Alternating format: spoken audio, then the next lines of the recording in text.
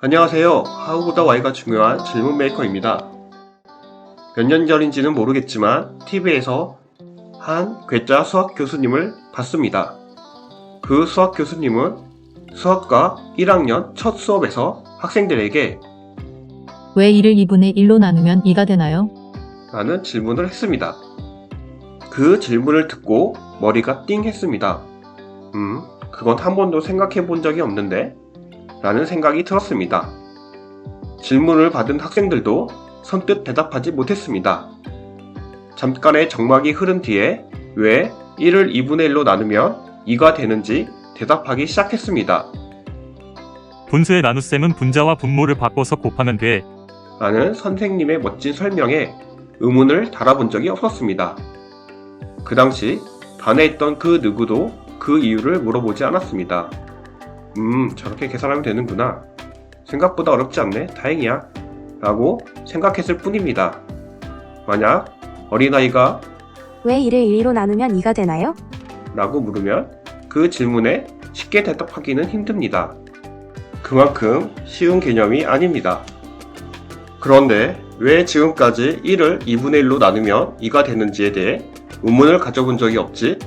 라는 생각이 머리를 떠나지 않았습니다. 어려서부터 선생님 말씀을 잘 들어야 한다 라고 교육을 받아왔기 때문에 선생님이라는 절대적 존재의 말을 거부할 수가 없었습니다. 선생님의 말은 무조건 맞다라는 생각이 자리 잡고 있었습니다. 하지만 발전과 성장은 기존의 권위에서 벗어났을 때 일어납니다.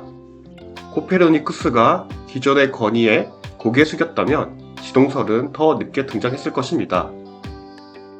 하이젠베르크의 불확정성의 원리는 양자역학의 기초를 만든 아인슈타인의 이론이 모두 맞는다고는 생각하지 않았기 때문에 나올 수 있었습니다. 왜 그래야 하지? 왜 그게 필요하지? 왜 하지 않지? 지금까지 세상을 지배하고 있는 권위에 왜라는 질문을 던질 수 있어야 합니다. 제가 자랐던 시대는 경제 성장기였습니다. 할아버지와 아버지 세대는 전후 잘 살아보겠다는 일념으로 일하셨습니다.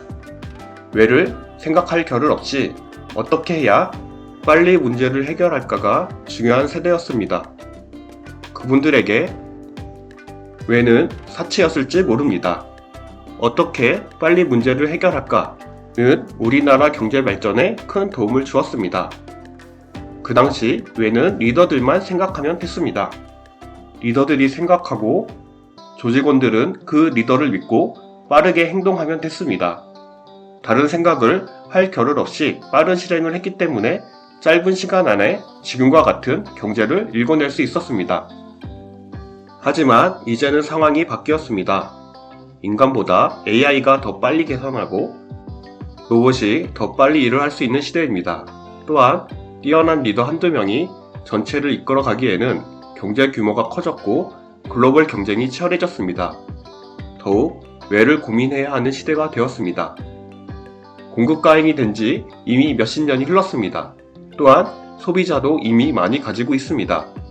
소비자 스스로도 왜 또 사야 하는지 이유를 만드는 시대입니다. 새로운 상품을 개발할 때 그 상품이 무엇인지 어떻게 사용하는지보다 왜 필요한지를 인식시켜야 합니다. 애플의 신상 아이폰을 사기 위해 줄을 서서 기다리는 소비자는 스스로 이유를 만듭니다. 스스로 나는 트렌드를 즐기는 사람이야 라고 여기기 때문에 줄을 서는 게 귀찮지 않습니다. 애플은 소비자에게 애플을 사면 트렌드에 앞선다는 기분을 느낄 수 있게 해야 합니다. 기능상으로는 삼성의 핸드폰이 더 나은 점도 많습니다. 하지만 애플에 비해 삼성은 팬이 적습니다. 삼성은 왜 삼성이어야 하는가에 대한 답을 애플보다 제대로 못했기 때문입니다. 초등학교에서부터 고등학교까지 12년간 산수 또는 수학을 배웁니다. 하지만 계산기나 컴퓨터가 훨씬 빠르고 정확하게 계산합니다. 분수의 나눗셈은 분자와 분모를 바꿔서 곱하면 돼가 아닌 왜 분수의 나눗셈은 분모를 바꿔서 곱하면 되는지를 알아야 하는 시대입니다. 나를 구속하고 있는 권위에는 어떤 것이 있나요?